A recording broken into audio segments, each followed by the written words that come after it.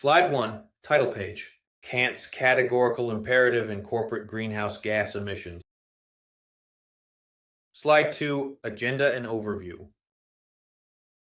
Here is a quick overview of what we'll cover. First, I'll introduce Kant's ethical system and explain the idea of duty in his philosophy. Then we'll break down the three formulations of the categorical imperative, the universal law, humanity as an end, and the kingdom of ends, and apply each one to a real-world example involving ExxonMobil's greenhouse gas emissions. Finally, we'll summarize the moral outcome, reflect on what this means for corporate ethics, and end with some personal insights on truth, duty, and accountability. Slide 3, Kant's ethical system and introduction. Kant's ethical system is called deontology, which means duty-based ethics. In this view, actions are judged by the principles behind them, not by their outcomes. Kant believed that the foundation of morality is the good will, doing the right thing simply because it's right, not for personal reward or fear of punishment.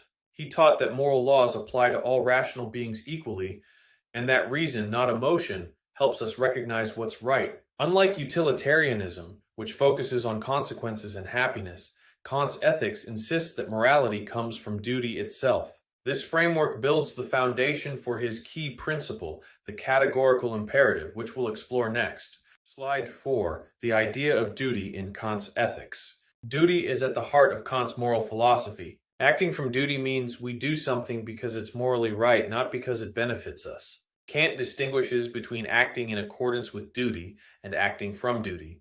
Only the second one truly has moral worth. Reason allows us to understand duty and apply it consistently. When we act from duty, our choices can be universalized. That is, everyone could follow the same rule and still preserve moral order. Even if the outcome isn't favorable, an action done from duty maintains moral integrity. This idea of duty creates a strong foundation for accountability in both personal life and professional ethics. Slide 5, Kant's categorical imperative explained.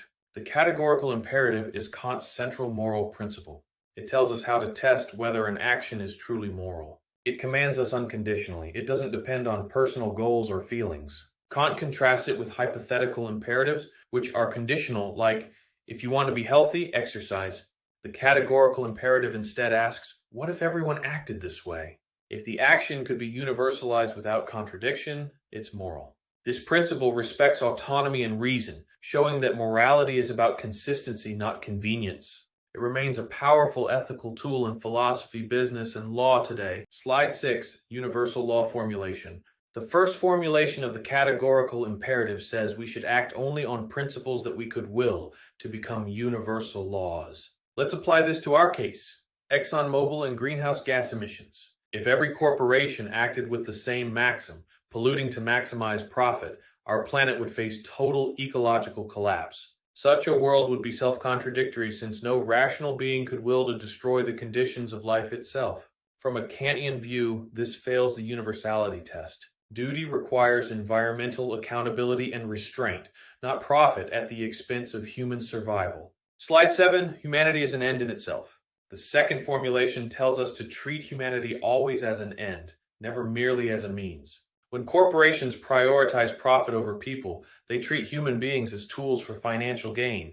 ExxonMobil's emissions harm communities, future generations, and the planet, showing disrespect for human dignity. True moral respect means protecting health and life, not exploiting them. This principle reminds us that moral worth comes from respecting others as autonomous, rational individuals. By using people as a means to profit, the corporation fails this ethical test completely. Slide 8, the kingdom of ends. The third formulation envisions an ideal moral community, a kingdom of ends, where every rational being follows universal moral laws. In this community, everyone acts as a moral legislator, treating others as equals and upholding shared duties. A corporation that values money over moral responsibility breaks this unity. ExxonMobil undermines the cooperative order that sustains both humanity and the environment. Ethical corporations would model integrity, accountability, and sustainability, setting standards others could rationally follow. By ignoring its moral role, ExxonMobil fails to act as a responsible member of the moral community. Slide 9, real-world example, ExxonMobil. ExxonMobil is one of the largest oil and gas companies in the world, responsible for a major share of global emissions. Research shows that the company knew about the dangers of climate change decades ago, but continued to prioritize profit.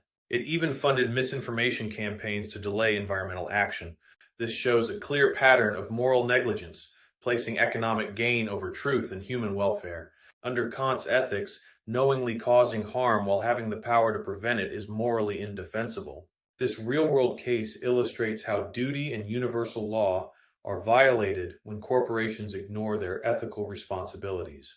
Slide 10, Moral Pass Fail Comparison Table. Now let's review how ExxonMobil performs under Kant's three tests of morality. Under the first test, universal law, its behavior cannot be universalized. It would lead to planetary collapse. Under the second, humanity as an end, the company treats people as means to profit, not as valuable individuals. Under the third, the kingdom of ends, it fails to act as a moral leader or rational legislator. Each formulation exposes the same conclusion. The corporation's emissions policy fails Kant's moral criteria. The result is a categorical moral failure across all levels of analysis. Slide 11, Summary and Conclusion of Kantian Evaluation.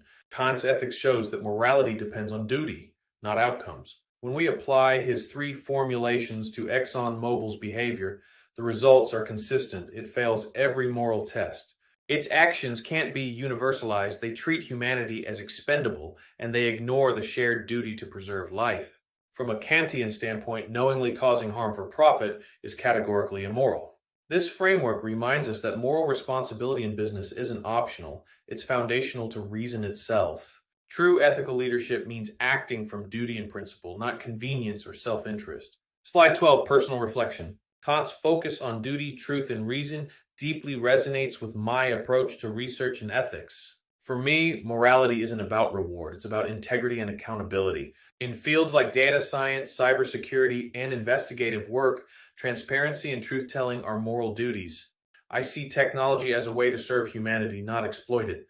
Kant's idea that reason defines moral law inspires me to build systems that promote honesty, justice, and accountability. Acting from duty means holding even the most powerful organizations accountable because truth is a universal obligation. Slide 13, References. To conclude, these are the key sources that guided this analysis. They include foundational texts by Immanuel Kant, interpretations by modern philosophers, open access ethics textbooks, and case studies on deontological reasoning.